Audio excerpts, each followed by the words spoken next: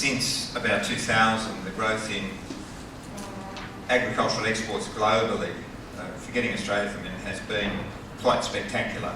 And I think we heard yesterday that about 70% of that trade is now in and out of a country. In other words, it's trade to a country that then comes back out of the country. So obviously the financing arrangements around those trades have become much more complex and comprehensive over that period. Is it becoming normalised? Is the risk reducing? Is it becoming easier for participants to be involved in export markets than might have been the case in the past, do you think, each of you, or is it still as complicated as ever? Who's going? I'll have a crack at it. Ever since the Scottish started building boats and decided that they wanted to load them, send them over south to America, down to Africa, pick up some labour and go over there, people have worked out models and schemes to put money into the marketplace. That's how a lot of those futures exchanges started, and then once you had price certainty, people would advance money to facilitate the trade. I actually think we're going back to a little bit of that model. Financiers and funds are saying, I'm happy to be in that space, but I don't actually want the operational risk. But they have to hop into the tools of trade that the traders are doing.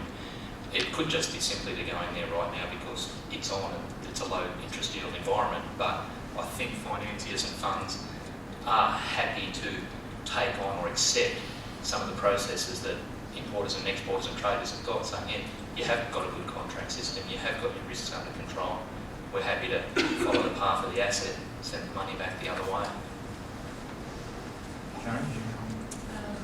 Not too much yet. I think we do see a fair amount of,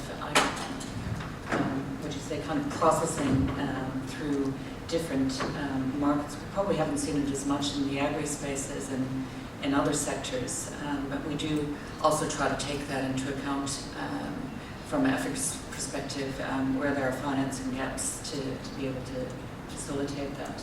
But we think the private market seems to do that pretty well.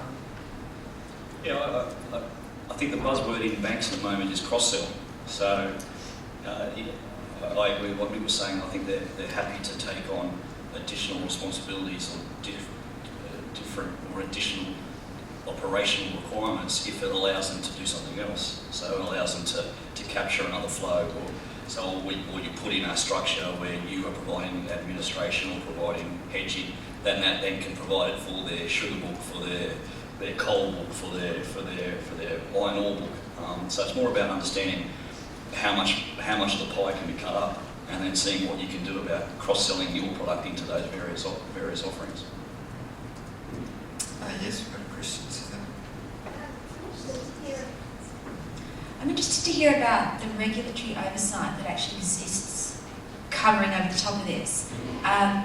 Obviously, I've got a long background in commodity trading. I cut my teeth with Glencore as one of the lawyers in private practice. The FSA in the UK has the energy market EMP exemptions, which allows banks to take a proportionate market position, which is pretty much around the 20% mark. If you don't fall under the EMP rules, then you can't be taking a physical position. So the cash and carry is impossible under, in the English market, and to a large extent not in the US market either. And I'm quite surprised to see that in 2015 we're still permitting cash and carry in Australia. And in terms of actually taking a market position, and what is the regulatory oversight? Because I was around, I saw TXU go under, I saw Enron go under, I saw Aquila go under. You saw the market positions and you saw the market just about fall. It's fantastic to see all these new markets and these new opportunities coming into the agri space, but where is the protection for the underlying business? Because a farmer's not the BP who can take the hit on the balance sheet when Enron goes down. So where does the farmer get protected with these fantastic innovative products? What's the regulatory oversight and what's the protection that exists? Now, before we get an answer from any of you, I'm just warning you that TLA is a band. Three-letter acronyms, in case you're wondering. Oh, good, I better say it was TLA. Look, that's really topical. some people have got into that space and probably haven't behaved well.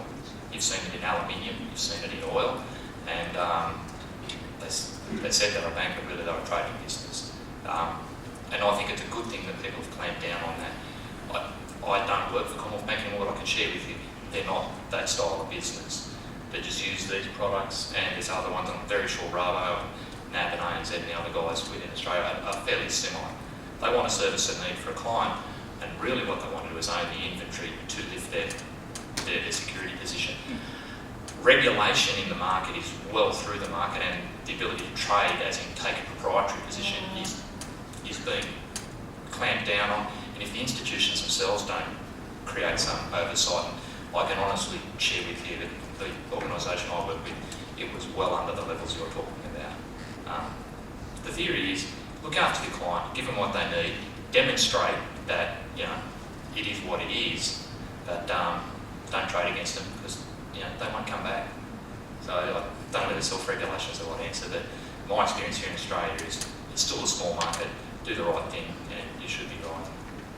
Yeah, I mean, for my business, the regulation is pretty intense. There's APRA, there's the DMB, which is our home market regulator, and there's the ECB. So in relation to and I agree with Mick, I'm not taking proprietary positions. I am simply providing a solution which allows the inventory to come onto my balance sheet.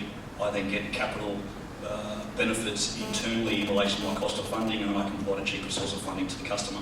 All underpinned by true sale, and all underpinned by whether it be a repo on balance sheet, whether they're more sophistication, that's up to, I agree with Mick, it's all up to individuals, auditors, but in relation to regulation, it's a significant amount to ensure that we don't breach what has happened in the past. And I think APRA, as our home regulator, is very on the ball in relation to what these products do, and ensuring that we're not playing in markets. And also, I'm not a trader. The Glencores, the Cargills, the ADMs are the traders.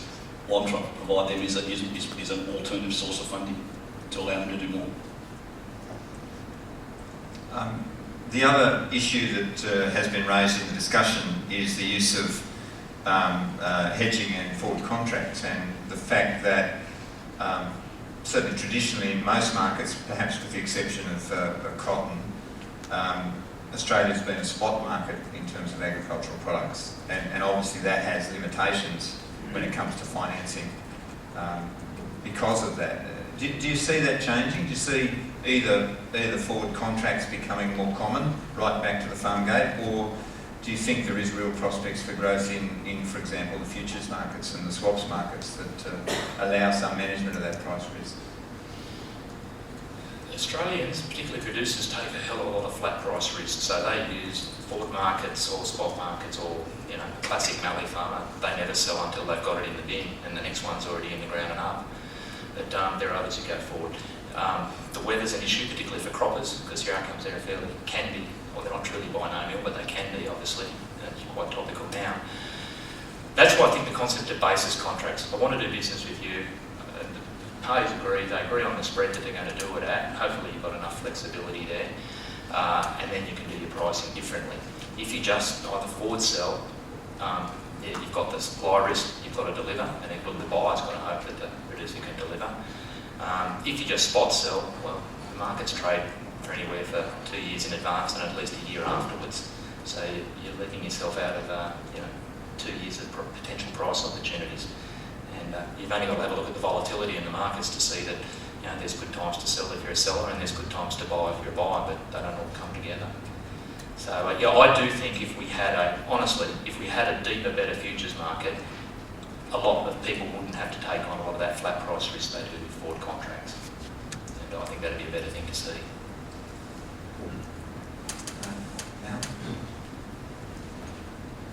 Michael, just on this question of not having an adequate futures market in Australia for agricultural commodities, I guess our history of agricultural marketing sort of bound us into that situation.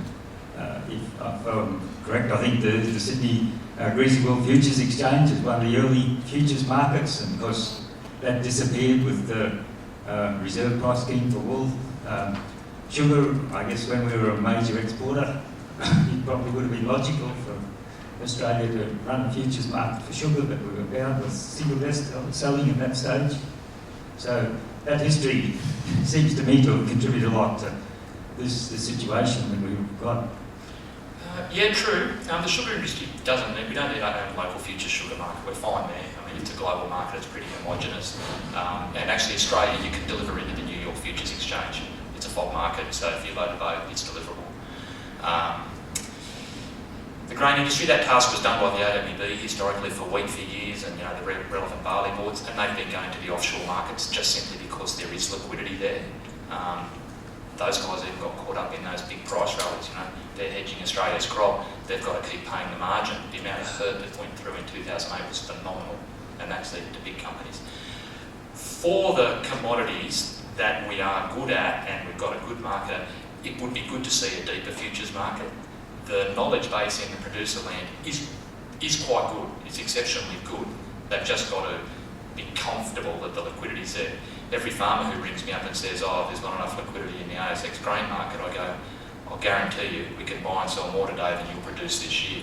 But still, a lot of them are just trained to run one way. But I think it would help assist the funding side of it at least anyway. But I think maybe beef's the one that needs the opportunity there, to be quite honest. There we go. Looks like we've come to the end of our questions there. We've actually finished reasonably on time. So I'd ask you to thank our three speakers for what's been a quite interesting session. Certainly an aspect of trade and trade policy that we don't necessarily think about, but obviously quite a critical aspect of the whole business of getting Australian product to markets in the many and varied nations to which we trade. So thank you all very much.